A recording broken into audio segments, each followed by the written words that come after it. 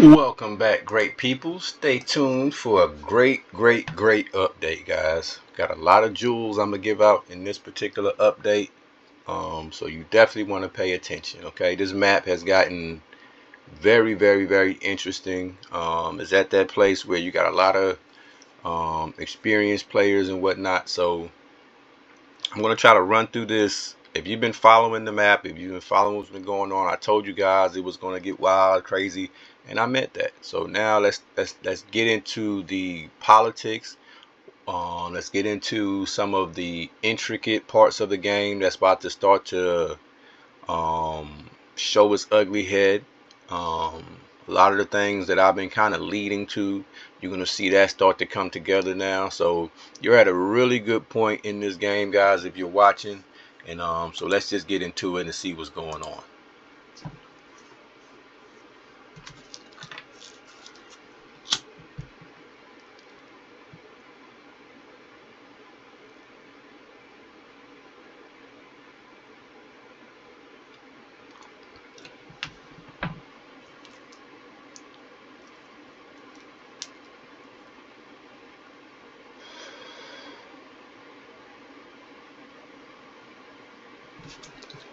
As you can see, I'm mobilizing troops to this area because I see Minas, as he's supposed to, is keeping pressure on me. So he's bringing more. I don't know how many troops that is, but he's keeping that kind of pressure on that side of the of my country, and that's a smart move on his part. I'd do the same thing. Keeps me having to keep troops in that area just in case. As you can see, I got all kind of spies close to our border, so now I'm going to start using my submarines to kind of knock these guys out and get them away from my borders. They're nothing but little spies.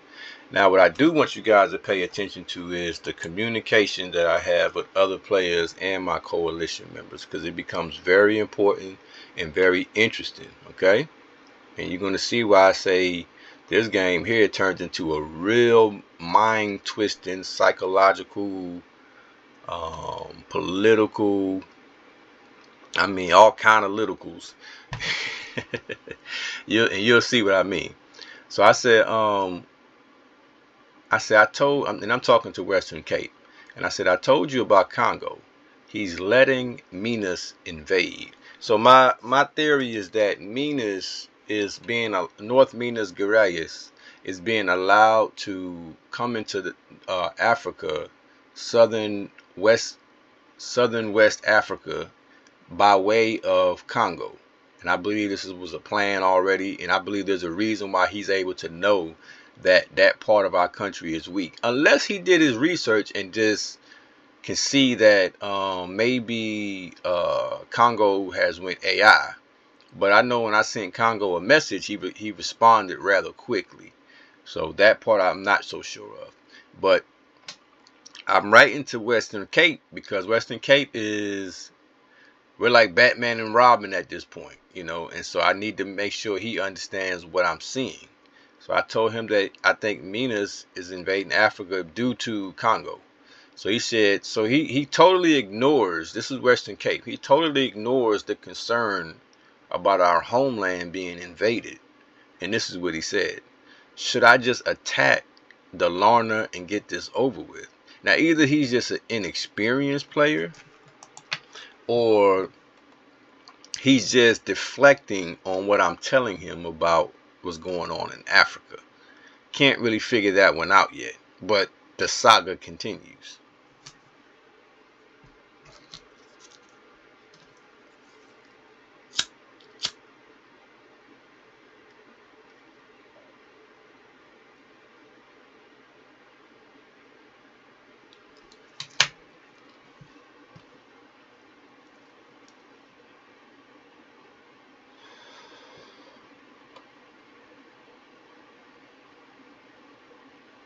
Now, someone may say, you're overthinking.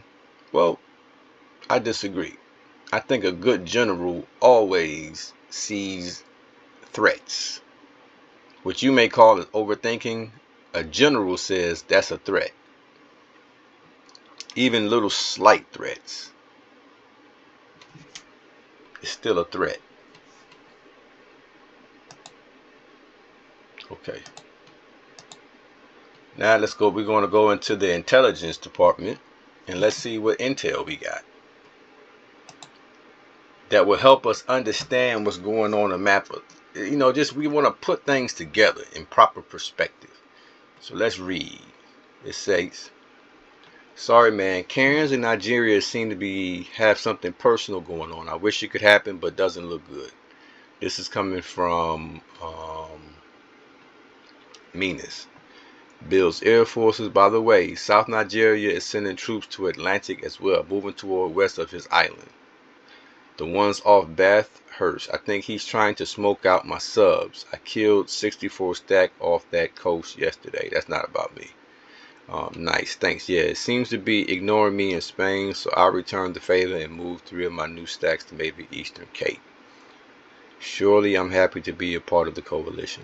So what I get from that is that Cairns is preventing us in this game from working together and closing this game out because he has some kind of personal vendetta with me. So if you read the top there, it says, sorry man, Cairns and Nigeria seem to have something personal going on. Well, I have nothing personal against Cairns. I don't know Cairns very well. I don't recall playing in another game with him. He said I caused his team or him to come in second place on another game. I just think it's very petty for someone to hold grudges with someone based on a previous game. And so that's why I sent intel to see what. So I have a lot more respect for Minas because at least he was not. It's nothing personal. Minas is just playing a good game, and as he should try to defeat me. It's nothing personal. I have no issue with somebody just playing a better game or having a stronger team or whatever the case may be. That's part of the game. You have to strategize and maneuver. But what I do not like, guys, and what I do find to make, what really, I guess you could say it kind of motivates me a little bit, is when I think someone is taking the game personal against me. Now that kind of makes me want to put on my black gloves. And that's why I named this game Vengeance is Mine. Because I had a lot of players like Cairns who was popping up on my YouTube page telling me this, that, and the third, sabotaging games, acting like they wanted to why play on my team if you're just gonna backstab me? I mean, I just think that's a waste of time because I'm not going to finish the game out. I'm not going to allow it to continue. I'm not going to, put a lot of energy into it. I'll just go to another game. But when I kept seeing it happen over and over again, I had to change my strategy. I had to change my strategy, guys. So I just want to make sure y'all understand that, guys like Cairns, they make this game kind of interesting, but at the same time I don't like to take the game personal. It's about strategy. It's about forming good teamwork teams, learning about other people from different regions. It's not about negativity. It doesn't have to be about that. So just wanted to point that out. But the communication is going to be very interesting, and you'll find out what's the core of why somebody may really have an issue with you. As you can see, I got the money, so I'm able to buy, spend a little bit. I could spend money on. I could spend $1 million on some oil. I can do that. I got 20 million. I can buy oil. I can buy coal. I got the money. We got the money to spend it, not for it to just sit. So, but you have to know how to spend it as well. You don't want to just waste it.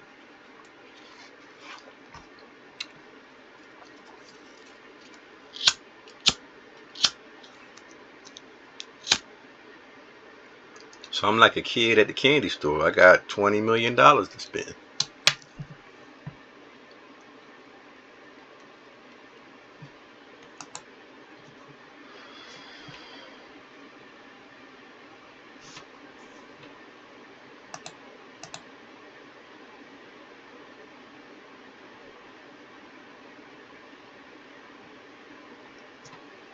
That's Cairns. He's sending 19 boats to defend. So, hey, Cairns is powerful now. I'm not going to deny that. That's a powerful player. He got a lot of resources. A lot of, he has a very strong military and navy, I'm sure.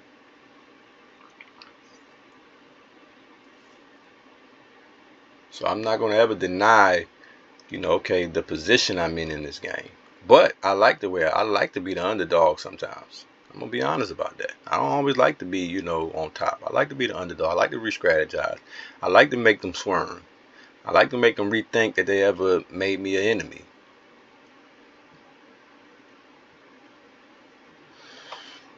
And one thing I always enjoy doing, guys, if I ever find myself in a situation where I'm just overwhelmed and, I'm being attacked on all sides and I just can't, I'm just pretty much over, outmatched, I always know and I enjoy doing it. I can always consolidate.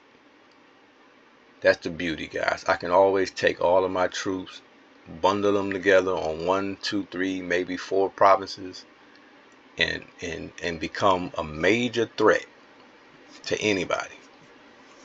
Now that doesn't work all the time, because sometimes somebody can have just as they can want you out so bad they'll match that many troops you got and get you out of there.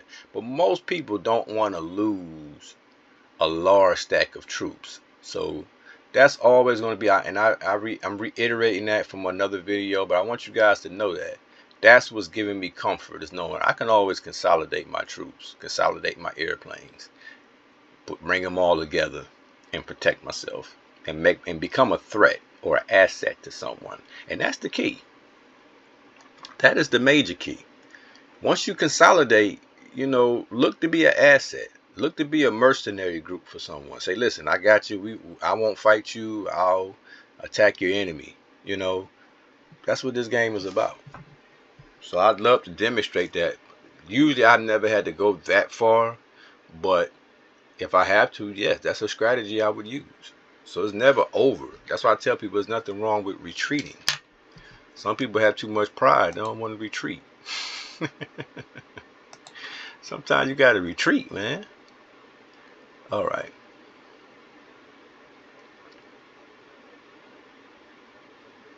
Looking to see who Cairns is at war with. He's at war with a whole lot of people, but he's just dominant. He's strong. He's in first place. So we got to deal with that. All right. So stay tuned for the next video, guys.